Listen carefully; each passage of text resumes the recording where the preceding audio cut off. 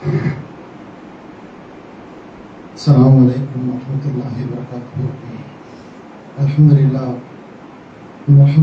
نحمده ونستعينه ونستغفره ونؤمن به ونتوكل عليه ونعوذ بالله من شرور أنفسنا ومن سيئات أعمالنا من يهده الله فلا مضل له ومن يضلل فلا هادي له وأشهد أن لا إله إلا الله وأشهد أن محمدا عبده ورسوله أما بعد فأعوذ بالله من الشيطان الرجيم. يا أيها الناس اتقوا ربكم الذي خلقكم من نفس واحدة وخلق منها زوجها وبث منهما رجالا كثيرا ونساء واتقوا الله الذي تساءلون به والأرحام إن الله كان عليكم رقيبا. يا أيها الذين آمنوا اتقوا الله حق تقاته ولا تموتن إلا وأنتم مسلمون. يا أيها الذين آمنوا اتقوا الله قولوا قولا سديدا يصلح لكم أعمالكم ويغفر لكم ذنوبكم ومن يطع الله ورسوله فقد فاز فوزا عظيما. إن أصدق الحديث كتاب الله وأحسن الهدي هدي محمد صلى الله عليه وسلم وشر الأمور محدثاتها وكل محدثة بدعة وكل بدعة ضلالة وكل ضلالة في النار. இவ்வுலகிற்கு தூதராகப்பட்ட நபிகள் நாயகம் ஸல்லல்லாஹு அலைஹி வஸல்லம் அவர்கள் மீதும் அவர்களுடைய வாழ்க்கை வரலாற்றினை தன்னுடைய வாழ்க்கை நெறியாக ஏற்று பின்பற்றி வாழ்ந்து மறைந்திருக்கிற சத்திய சஹாபாக்கள் மீதும் சஹாபிய பெண்மணிகள் மீதும் இந்த ஜும்ஆ தினத்தன்று இங்கு ஒன்று கொண்டிருக்கிற நாம் அனைவரின் மீதும் அல்லாஹ்வின் சாந்தியும் சமாதானமும் அன்பும் அருளும் என்றென்றும் மீண்டலோட்டுமாக துஆ செய்து கொண்டவனாகவும் அல்லாஹுவை பயந்து கொள்ளுங்கள் என்று உங்களுக்கும் எனக்கும் உபதேசம் செய்து கொண்டவனாகவும் என்னுடைய இந்த ஜும்மாவுடைய உரையை ஆரம்பம் செய்கிறேன். எல்லாம் அல்ல அல்லாஹ்வின் நல்லடியார்களே, அல்லாஹ்வினுடைய மாபெரும் அருளால் அவனை வணங்கி வழிபடக்கூடிய நன்றி செலுத்தக்கூடிய மனிதர்களாக நாம் எல்லாம் இருந்து கொண்டிருக்கிறோம். இதற்கு மிக முக்கியமான விஷயம் என்னவென்றால் அல்லாஹ்வினுடைய அருள் நமக்கு இருக்கிறது. அதே நேரத்தில் நம்முடைய வாழ்க்கை சூழல் எப்படி இருக்கிறது, வாழக்கூடிய பகுதி, நாம் வாழக்கூடிய வீடு, நாம் வசிக்கக்கூடிய பகுதி, நாம் வசிக்கக்கூடிய ஊர், மாவட்டம், மாநிலம், நாடு, இவையெல்லாம் எப்படி இருக்கிறது என்பதை நாம் பார்த்தால் அதுவும் அல்லாஹ் நமக்கு புரிந்திருக்கிற மிகப்பெரிய அருட்களில் அது ஒரு அருள். அல்லாஹ்வுடைய அருளை நீங்கள் என்ன நினைத்தால் என்ன முடியாது என்கிற வசனம் பரவலாக எல்லா பயான்களிலுமே நாம் கேள்விப்படுகிறோம். அப்ப என்ன அர்த்தம்? அல்லாஹ்வுடைய அருளை என்ன முடியாது என்றால் இந்த கண்ணை எண்ண முடியாது, காதை எண்ண முடியாது, உடம்பில் இருக்கிற நரம்புகள், உடம்பில் இருக்கக்கூடிய அந்த அமைப்புகள், உடம்பு எப்படி இயங்குகிறது, இதையே சுத்தி சுத்தி சுத்தி சுத்தி யோசிக்கிறோம். ஆனால் அல்லாஹ்வுடைய அருள் என்பது என்ன முடியாது என்று இறைவன் சொல்கிறான் என்றால் இதையெல்லாம் இன்னைக்கு எண்ணிடலாம். உடல் உறுப்புகள்ல எத்தனை நரம்பு போகிறது என்றெல்லாம் எண்ணிடலாம். அதுக்குன்னு அது அருள் இல்லாமல் ஆயிருமான்னா அப்படி இல்லை, அதுவும் அருள் தான். அது மொத்தமா அது ஒரு அல்லாஹ்வுடைய அருட்கொடை. அது இல்லாம வேற ஒரு அருட்கொடை. வீடு இல்லாமல் இருக்கும் சிலருக்கு வீடு இருக்கிறது, அது அருட்கொடை. திருமணம் முடித்து பிள்ளைகள் இல்லாமல் இருப்பாங்க, பிள்ளைகளை பெற்றுக் கொண்டவர்களுக்கு அது ஒரு அருட்கொடை. வாழக்கூடிய இதையெல்லாம் விட வாழக்கூடிய பகுதி இருக்கு பாருங்க, வாழக்கூடிய இடம் அது வீடு. வீட்டுலதான் அமைதி நிலவும். ஒரு மனிதன் வேலைக்கு போயிட்டு அங்க படக்கூடிய அவமானங்களோ அசிங்கங்களோ அல்லது வேலையால் ஏற்படக்கூடிய உடல் சோர்வோ பலகீனமோ இதையெல்லாம் நம்முடைய வீட்டுக்கு வரும் பொழுது, பெற்றோர்களை பார்க்கும் பொழுதோ, பிள்ளைகளை பார்க்கும் பொழுதோ, மனைவியை பார்க்கும் பொழுதோ ஒரு மனதிற்கு ஒரு விதமான மகிழ்ச்சி வரும், ஒரு அமைதி ஏற்படும். நம்ம இவ்வளவு உழைச்சது, இவ்வளவு பாடுபட்டது இவங்களுக்கு தான், அவனுடைய எதிர்காலத்துக்கு நல்லதுக்குன்னு ஒரு அமைதி வரும் பாருங்க. இந்த வாழக்கூடிய வீடு என்பது மிக மிக மிக மிக முக்கியமான ஒரு இடத்தை பிடிக்கிறது அல்லாஹ்வுடைய அருள்கள்ல. வீடு இல்லாதவர்களுக்கு தான் சொந்த வீட்டினுடைய அருமை தெரியும்.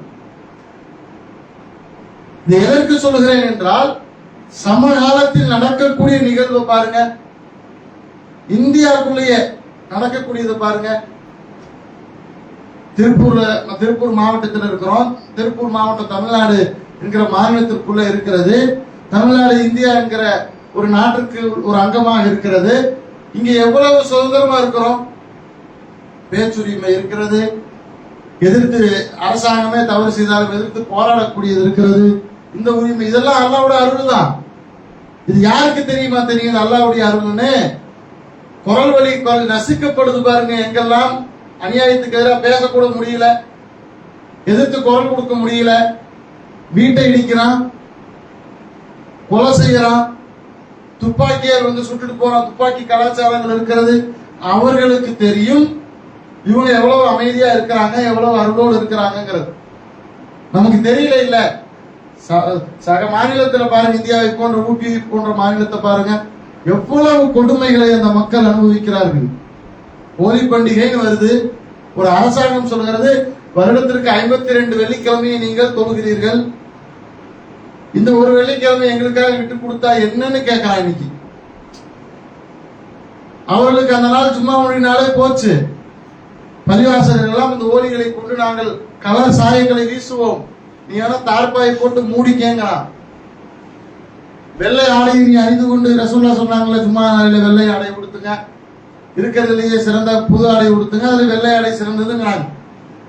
அந்த வெள்ளை ஆடை கொடுத்துட்டு நீங்க வரும் பொழுது அந்த காவிகளால் அந்த ஓலி பண்டிகையினுடைய சாயங்கள் பூசப்பட்டு நீங்கள் ஏற்றுக்கொண்டால் தொழுகைக்கு போங்க, இதெல்லாம் ஏத்துக்க மாட்டோம் அப்படின்னா நீங்க தொழுகை வராதிங்கிறான். இன்னும் நமக்கு இருக்கிறதே 2 பண்டிகை தான், நோம்பு பெருநாள், அச்சு பெருநாள். இதெல்லாம் அந்த விடுமுறை பட்டியலிருந்து தூக்குறேங்கிறான். இதை எதற்கு இங்கே குறிப்பிடுகிறோம் என்றால், நாம் எப்படி வாழ்ந்து கொண்டிருக்கிறோம் என்பதை நாம் புரிந்து கொள்ள வேண்டும். அதுவே அல்லாஹ்வுடைய அருள்.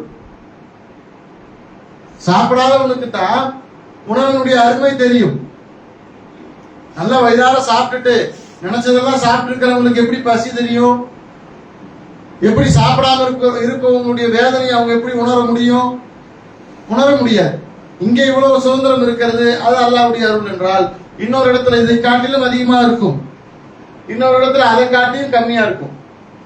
இப்படி நீங்கள் எப்படி எடுத்துக்கொண்டீர்கள் என்றாலும், நாம் எப்படி வாழ்கிறோம் என்பதை நீங்கள் கணக்கிட்டு பார்த்தீர்கள் என்றால், அது அல்லாஹ்வுடைய மிகப்பெரிய அருளாக இருந்து கொண்டிருக்கிறது என்பதை இந்த ஜும்மாவில நாம் கண்டிப்பாக எல்லோரும் ஆழ்மனதில் புரிய வைக்கணும். அதே நேரத்தில் பிறருக்கு இரக்கம் காட்டக்கூடிய தன்மையை வளர்த்துக்கணும். இது எதுக்கு இந்த 2 விஷயத்தையும் சொல்றேன் அப்படின்னா, நம்ம வசிக்கக்கூடிய ஊர் ஒரு அருள், நம்மை சுற்றி இருப்பவர்களை நாம் கவனித்துக் கொள்ள வேண்டும் என்பதை ஏன் சொல்றோம்னா, பலஸ்தீனத்தில் 70 ஆண்டு கால போராட்டம். இஸ்ரேலை சேர்ந்த அந்த இஸ்ரேலியர்கள் ஒதுங்கருக்கு வந்து இடம் கேட்டான் 70 வருஷத்துக்கு முன்னாடி.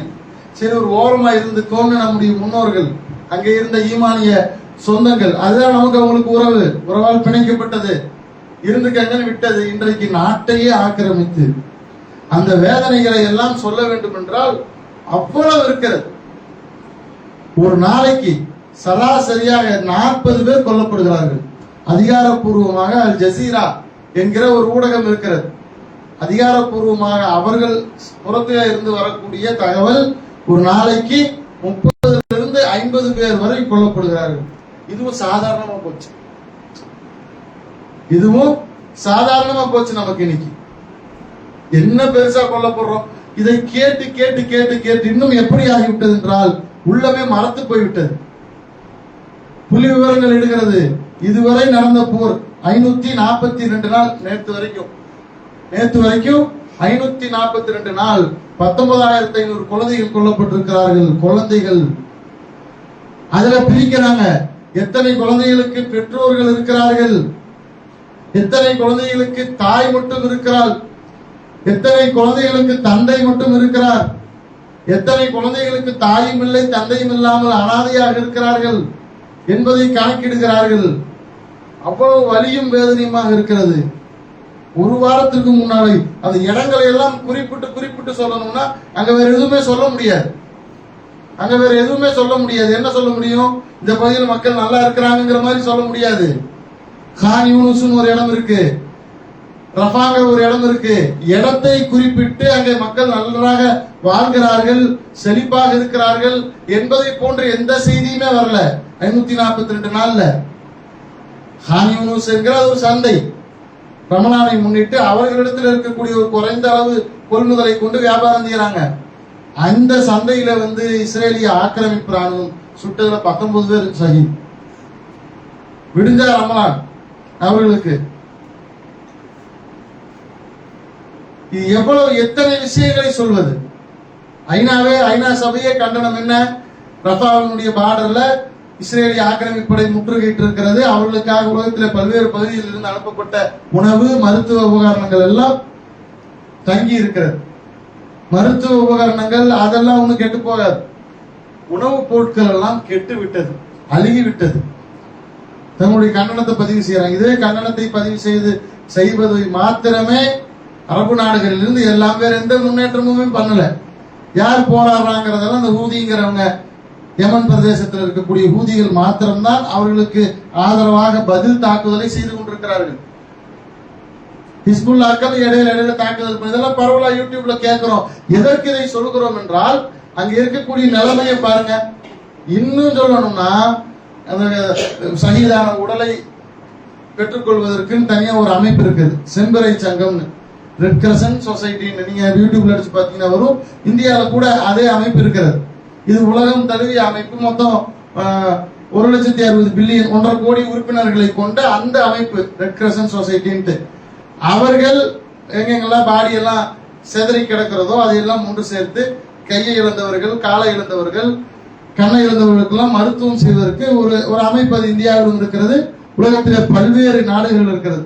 நீங்க கூகுள்ல அடிச்சு பாத்தீங்கன்னாலே அது தெரிஞ்சிடும். அதனுடைய உறுப்பினர்கள் எத்தனை பேருங்கிற வரைக்கும் எல்லா தகவலும் வந்துடும். ஒரு 10 நாளைக்கு முன்னாடி அந்த 3 ஆம்புலன்ஸ்ல 12 குரூ மெம்பர்ஸ், முக்கிய உறுப்பினர்களை காணும். எல்லாம் தேடுறாங்க, எல்லா பக்கமும் தேடுறாங்க. ஒரு விவாத பொருளாகுது, முடிஞ்சிருச்சு. இவங்க யாருன்னா இஸ்ரேலை எதிர்த்து போராடினவங்க இல்ல. இஸ்ரேலிய ராணுவம்னே சொல்லக்கூடாது. ராணுவம் என்றால் ஒரு நாட்டுக்கு எதுக்கு ராணுவம்? எதிரி நாடு அடிக்கிறான், திருப்பி பதில் தாக்குதல் பண்ணணும், மக்களை காப்பாத்துறதுக்கு தான் ராணுவம். இது ஆக்கிரமிப்பு தான். இது ஆக்கிரமிப்பு ராணுவம். இது ராணுவம்னு சொல்ல முடியாது. இவங்க பூரா தீவிரவாதிகள் தான். இவர்கள் கையிலே கொல்லப்பட்டு அடிபட்டு காயம் பெற்றவர்களுக்கு நிவாரணம் அளித்து கொண்டிருந்த அந்த ஆம்புலன்ஸை பல நாட்கள் தேடி சேட்டலைட் மேப்பின் மூலமா கண்டுபிடிச்சு எடுத்திருக்கிறாங்க. 3 ஆம்புலன்ஸ்களை சுற்றி அந்த இஸ்ரேலிய தீவிரவாத ராணுவம் சுற்றி வளைத்து அவர்களை கொன்று விட்டது. அது விஷயம் இல்லை, அந்த உயிரோட அந்த 3 ஆம்புலன்ஸோடு புதைச்சிட்டாங்க.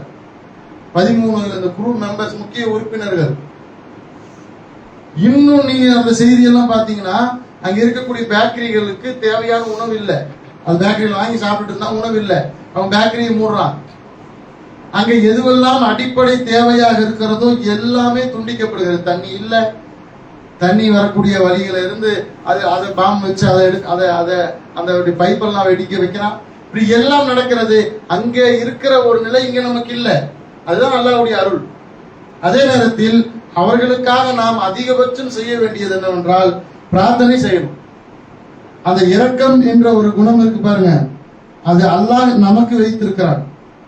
உலகத்தில் இருக்கிற பெரும்பாலான மக்கள் பிரார்த்திக்கிறதோட தான் எதுவும் பண்ண முடியாது. போய் உதவ முடியும், அவங்களுக்காக போரிட முடியும் என்றால் யார் போறாங்களோ இல்லையோ அதற்காக அதை கடுமையா எதிர்க்கக்கூடிய தௌஹீது சிந்தனை உள்ள அமைப்பு இருக்கிறாங்க, எல்லாம் போயிடுவாங்க. போய் அந்த மக்களுக்காக போர்ல நின்று ஷஹீதானாலும் பரவாயில்ல. ஆனா அந்த வாய்ப்பும் இல்லை. நமக்கு கிடைத்த ரொம்ப பெரிய வாய்ப்பு என்ன? துவா தான். வெறும் 2 விஷயத்தை தான் சொன்னேன். உணவு கெட்டு போச்சு, அந்த மனிதநேயம் கொண்ட அந்த பணியை செய்யக்கூடியவர்களையும் கொள்றான். செய்யறது யார் அப்ப இருக்கா? இது மாதிரி நிறைய இந்திரஜித்னு ஒரு அமைப்பு இருக்கிறது. இந்த ஒரு பெண்ணை கொன்றாரு, ஒரு சின்ன குழந்தையை கொண்டாங்க, அவங்க பேர்ல ஒரு ட்ரஸ்ட் ஃபார்ம் பண்ணி அங்கிருந்து உதவி செஞ்சாங்க. அவங்களுக்கும் இல்லை.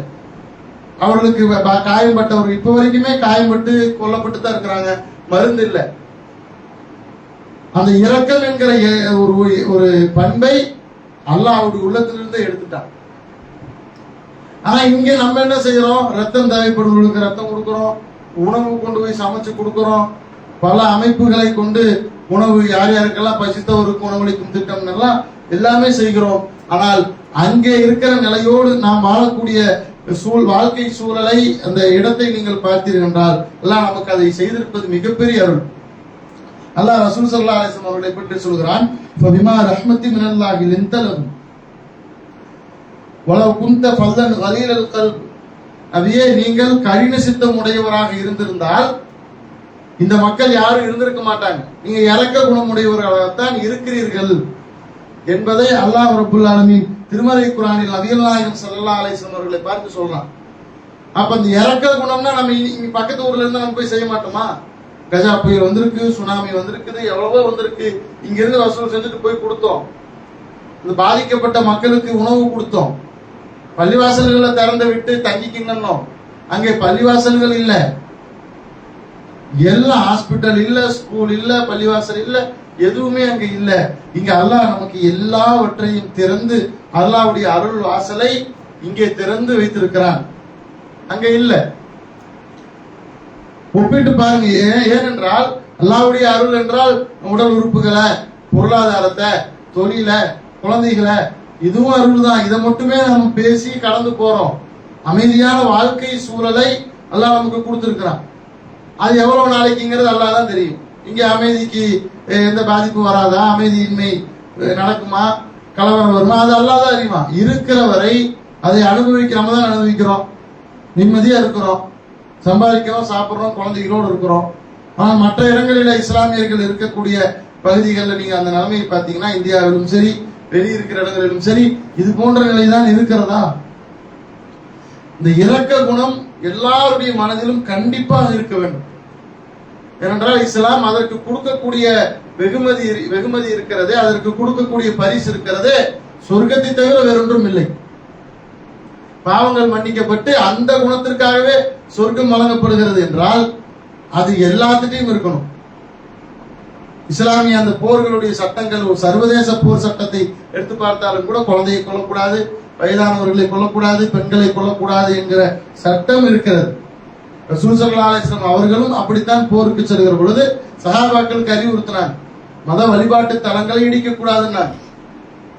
அது மத வழிபாட்டு தலங்களாக இருந்தாலும் சரி, நீ இடிக்க கூடாதுங்கிற கட்டளை நபிகள் நாயகம் ஸல்லல்லாஹு அலைஹி வஸல்லம் அவர்கள் அவ்வளவு நேர்மையோடும் நீதியோடும் நடந்து கொண்டார்கள்.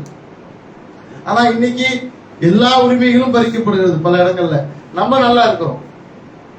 நபிகள் நாயகம் ஸல்லல்லாஹு அலைஹி வஸல்லம் அவர்கள் முன்பொரு காலத்திலே வாழ்ந்த பெண்மணியை பற்றி சொல்றாங்க. அந்த பெண்மணி தாகம் எடுத்ததனுடைய விளைவாக, வெளிப்பாடாக போய் தண்ணீர் குடிக்கிறான் கிணத்துக்கு.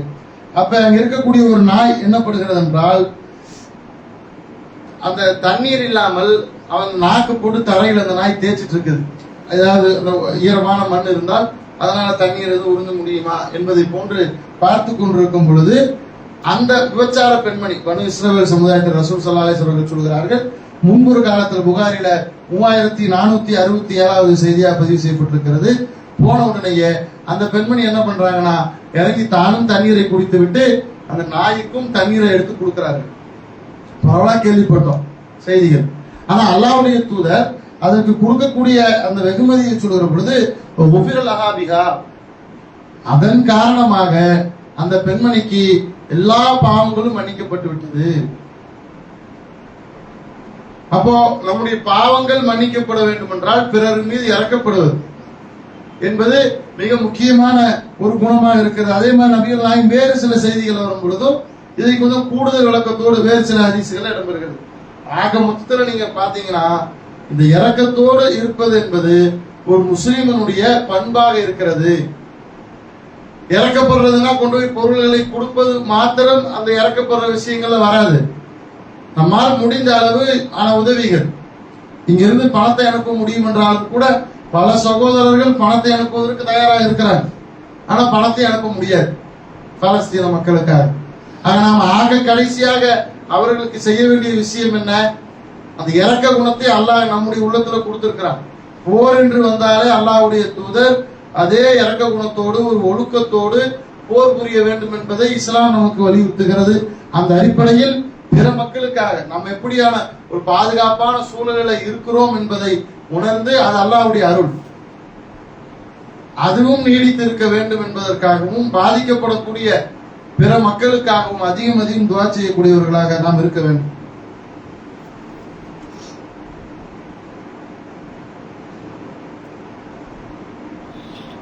அல்ஹம்துலில்லாஹி ரப்பில் ஆலமீன் والعاقبة للمتقين والصلاة والسلام على من كان يحيي ويذهب على آله وصحبه أجمعين. எல்லாம் வல்ல அல்லாஹ்வின் நல்லடியார்களே, அதே போல நபிகள் நாயகம் ஸல்லல்லாஹு அலைஹி வஸல்லம் அவர்கள் எப்படி அந்த பெண்மணி ஒரு நாய்க்காக வேண்டி தண்ணீர் எடுத்து கொடுத்ததற்காக வேண்டி அவருடைய மொத்த பாவங்களையும் இறைவன் மன்னித்தானோ, அதே போல அல்லாஹ்வுடைய தூதர் வேறு ஒரு செய்தி குறிப்பிடுறாங்க. எந்த அளவிற்கு இரக்கத்தோடு ஒவ்வொரு மனிதர்களும் நடந்து கொள்ள வேண்டும் என்பதை இஸ்லாம் சொல்லும் பொழுது நபி அவர்கள் சொல்கிறார்கள். புகாரில 3485 செய்தியாக பதிவு செய்யப்பட்டிருக்கிறது. ஒரு பெண்மணி என்ன செய்கிறார் என்றால், ஒரு பூனை அது சாகும் வரை பட்டினி போட்டு கட்டி வைத்த காரணத்தால், ஒரு பெண்மணி பூனையை வளர்த்தி கொண்டிருக்கிறாள். அது பட்டினி போட்டு அது சாகும் வரை பட்டினி போட்ட காரணத்தினால் நபிகள் நாயகம் ஸல்லல்லாஹு அலைஹி வஸல்லம் சொல்கிறார்கள், அந்த பெண்மணி தஹலத் ஃபீஹன் நார், அந்த பெண்மணி நரகத்திலே சென்று விட்டால். எப்படி பாவங்கள் மன்னித்து இறக்கப்பட்டதற்காக பாவங்கள் மன்னிக்கப்பட்டு இறைவன் சொர்க்கத்தை தருகின்றானோ, பாவங்கள் மன்னிக்கப்பட்ட அடுத்து என்ன கட்டம் தான் சொர்க்கத்தை இறைவன் தருவான். ஆனா இந்த ஹதீஸ்ல அதுக்கு நேர் எதிராக சொல்லப்படுகிறது. யார் அந்த மாதிரியான ஒரு சித்திரவதைகளுக்கு, வாயில்லா பிராணிகளுக்கு, இது எல்லாம் கவனிச்சு பார்த்தீங்கன்னா வாயில்லா பிராணிகளை பற்றி இஸ்லாம் இவ்வளவு முக்கியத்துவத்தோடு இவ்வளவு கண்ணும் கருத்துமாக இஸ்லாம் சொல்லும் என்றால், அப்போ மனிதர்களை பொறுத்த அளவுக்கு எப்படிங்கிறத நம்மளே முடிவு செஞ்சுக்கலாம். இது நம்ம விலக்கி சொல்லணும் இல்ல. ஒரு நாய்க்கு தண்ணீர் கொடுத்ததுக்கு பாவங்கள் மன்னிக்கப்படுகிறது. ஒரு பூனைக்கு கொடுக்க வேண்டிய உணவை, அதனுடைய ஹக்கை, உரிமையை கொடுக்க மறுத்ததால், கட்டி போட்டு வளர்த்ததால் நபிகள் நாயகம் ஸல்லல்லாஹு அலைஹி வஸல்லம் அவர்கள் அல்லாஹ் அந்த பெண்மணியை நரகிலே நுழைவித்தான், நரகில வேதனையை கொடுத்தான் என்றால் அதற்கு நரகம் உறுதியாக்கப்பட்டது என்பதையும் இந்த செய்தியிலிருந்து தெரிந்து கொள்ள முடிகிறது.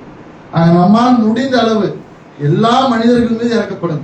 ரசூல் ஸல்லல்லாஹு அலைஹி வஸல்லம் அவர்கள் சொன்னார்கள், யார் படைப்பினங்களின் மீது இறக்கப்படவில்லையோ, படைத்தவன் அவர்கள் மீது இறக்கப்பட போவதில்லை. இறக்கப்படுவது என்றால் கஷ்டப்படுகிற பொழுது உதவுங்கள், அவர்களுக்கு தேவை என்று உங்களிடத்தில் வந்து நிற்கும் பொழுது அவருடைய தேவையை நிவர்த்தி செய்யுங்கள். கஷ்டப்படுபவர்களுடைய ரசூல் ஸல்லல்லாஹு அலைஹி வஸல்லம் பண்பே தானே, கஷ்டப்படுபவர்களுக்கு உதவுவாங்க, மற்றவருடைய சுமையை சுமப்பாங்க, விருந்தினர்களை உபசரிப்பாங்க என்றெல்லாம் ஹதீசுகளை நம்மால் பார்க்க முடிகிறது. அந்த அடிப்படையில் நம்முடைய பிள்ளைகளிடத்தில் நாம் எந்த அளவிற்கு இரக்கத்தோடும் கனிவோடும் தன்மையோடும் நடந்து கொள்கிறோமோ, அதே போல ஒரு முஸ்லீம் சக முஸ்லீம் இடத்தில் நடந்து கொள்ள வேண்டும். ஒரு முஸ்லீம் சக மனிதர்களிடத்தில், முஸ்லீம் அல்லாத மனிதர்களிடத்திலே நடந்து கொள்ள வேண்டும். அப்படி நடந்து கொள்கிற பொழுது அதுவே ஒரு தாவாவாக கூட அமையும் என்பதை சொல்லிவிட்டு, அதிகம் அந்த மக்களுடைய, ஏனென்றால் நாளுக்கு நாள் அந்த செய்தி கேட்டுக்கிட்டே தான் இருக்குது. எப்படி ஆயிடுச்சுன்னா பழகி போன ஒரு விஷயம் மாதிரி மாறிடுச்சு. இப்பதான் புதுசா சொன்னோம்னா அது ஒரு முக்கியத்துவத்தோடு இருக்கும். இது எப்படின்னா நாளுக்கு நாள் அங்க வரக்கூடிய செய்திகளை கேட்டு கேட்டு கேட்டு கேட்டு வெறுத்தே போயிடுச்சு. இன்னும் ஒரு செய்தி பரவுச்சு. எப்படி பரவலா வாட்ஸ்அப்ல எல்லாருக்கும் இங்க இருக்கக்கூடியவர்களுக்கு வந்துதான்னு தெரியல, பரவலாக அது பேசப்பட்டது ஒரு 2 நாளைக்கு முன்னாடி. காசா முழுமையாக அழிக்கப்பட்டு விடும் அப்படின்னு எல்லாம் இது மாதிரியான வதந்திகளைத்தான் பரப்புகிறார்களே ஒழிய, அவர்களுக்கான உதவிகளை நாம் அதிகபட்சம் செய்வது என்னன்னா துவா தான் செய்ய முடியும். எல்லாம் அவர்கள் காயப்பட்டு பாதிக்கப்பட்டவர்களுக்கு வலி தாங்கிக் கொள்கிற சக்தியை கொடு. ஏன்னா மருந்து மாத்திரை இல்லைங்க, அது உள்ள போவதற்கு தடை செய்யப்பட்டிருக்கிறது, அது தீவிரவாத ராணுவத்தால். அவர்களுக்காக அதிகம் துவா செய்யக்கூடிய மக்களாக இந்த ஜும்மாவின் மூலமாக கேட்டு என்னுடைய உரையை நிறைவு செய்கிறேன். வாஹிரு தஅவானா அல்ஹம்துலில்லாஹி ரப்பில் ஆலமீன். அஸ்ஸலாமு அலைக்கும் வரஹ்மத்துல்லாஹி வபரகாத்துஹு.